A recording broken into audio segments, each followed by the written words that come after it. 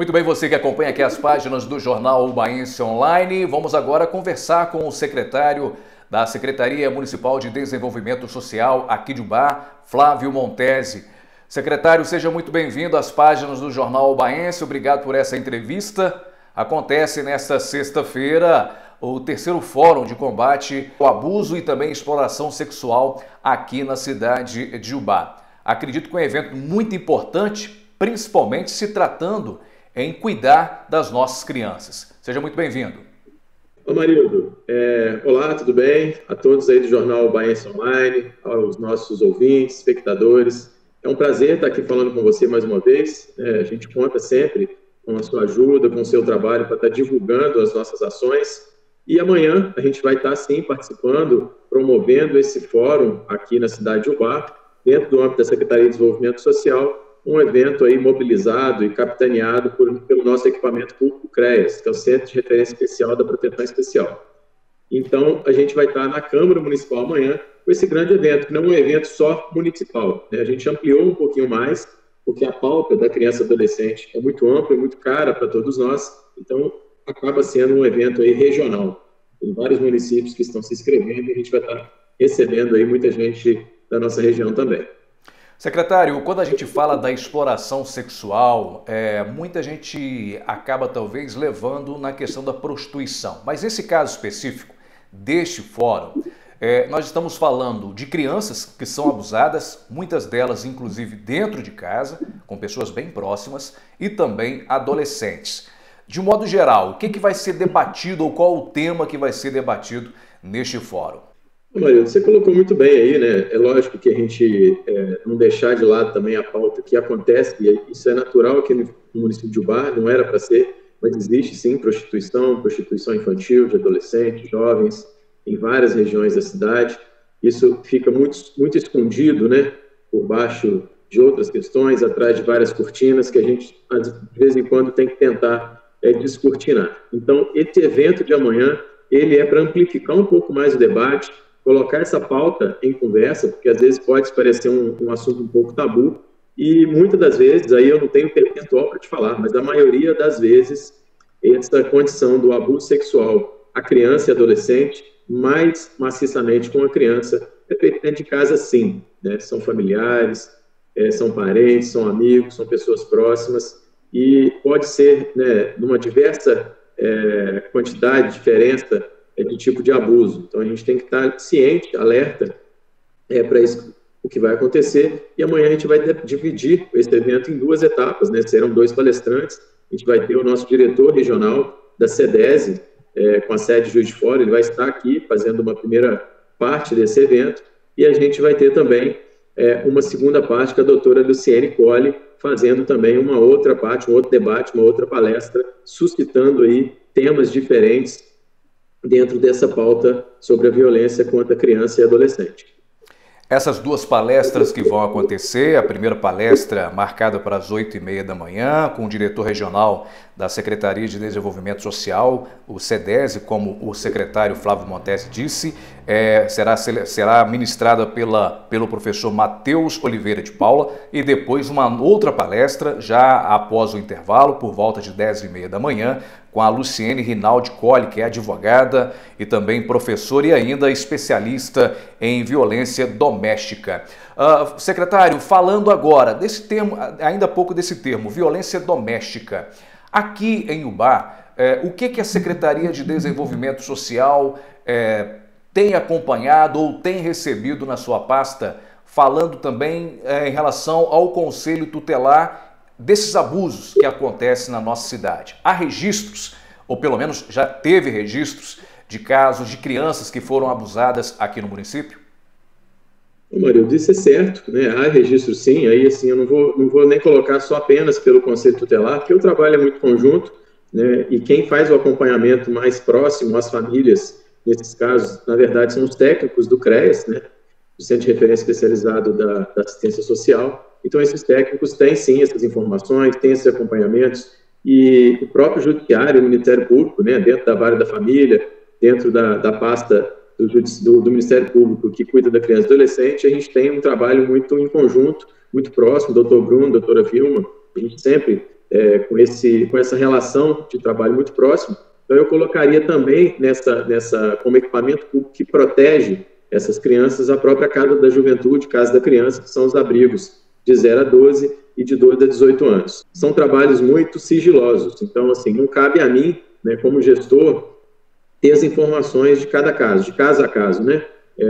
Então, eu procuro até não ter essa informação e não acompanho o caso específico, porque ali tem, inclusive, hoje, a Lei de Proteção de Dados, então a gente tem que ter um pouco de cuidado em relação a isso. Mas se eu fosse colocar aqui como um universo de trabalho, é um universo muito grande. A gente tem casos cotidianos, diariamente, toda semana a gente tem situações do próprio Conselho Tutelar fazendo atendimento, do próprio CREAS fazendo essa identificação e esse acompanhamento com as famílias, porque muitas das vezes a gente trata desse agressor que está dentro de casa, então é um trabalho muito complexo, porque você está fazendo a proteção de uma criança, mas aquele agressor pode ser o pai, pode ser o irmão, pode ser um tio, então ele vai continuar dentro daquele ambiente, daquela casa, desde que haja uma medida aí de condição dessa criança estar ou abrigada em alguns dos nossos equipamentos, ou que haja uma medida protetiva para afastamento desse agressor. Mas isso a gente depende totalmente da justiça, né? Não é um fato que a gente trabalha de modo isolado. Então, como eu citei de um modo muito amplo aí,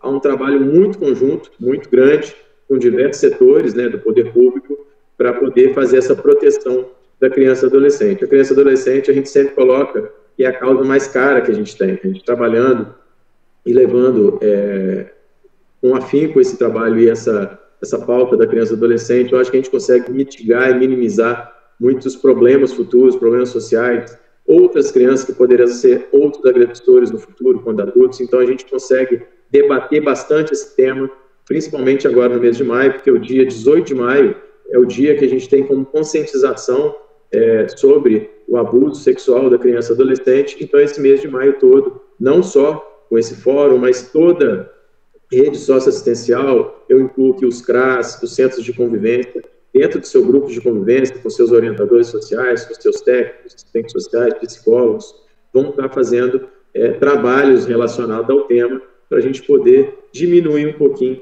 a incidência desse crime que acontece no município de Ubá e que não pode acontecer em nenhum lugar do Brasil, do nosso planeta. Isso é algo que a gente tem que realmente abolir. Secretário, nesta sexta-feira, então, acontece no plenário da Câmara Municipal aqui de Ubá este fórum. Além dos 2 palestrantes, o que mais nós teremos que vai acontecer nesta manhã de sexta-feira, o dia 5 de maio?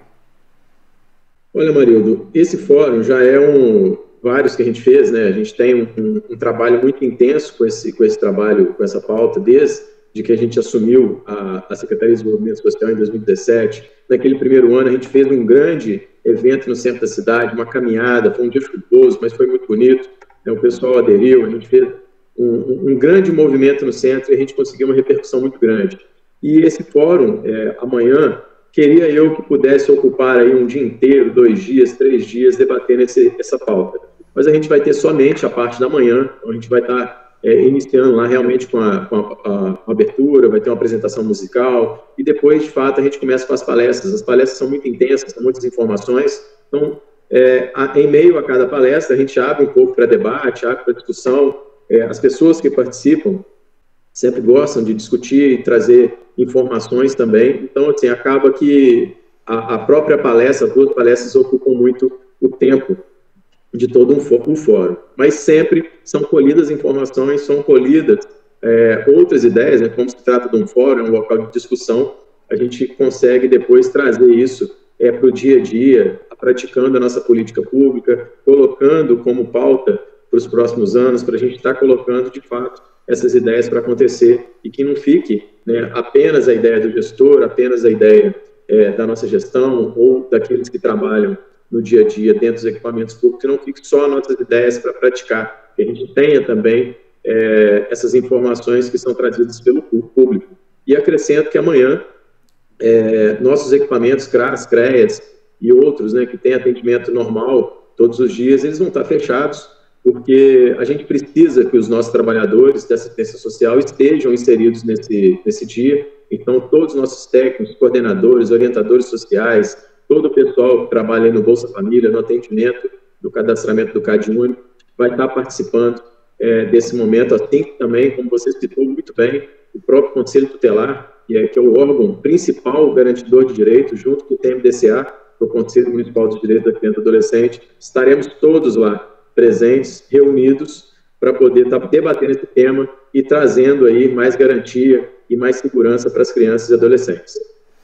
Importante, ainda há pouco o secretário falou do Conselho Tutelar, estão abertas as inscrições para novos conselheiros a partir de 2024, né, secretário? As informações lá no site da Prefeitura, uba.mg.gov.br.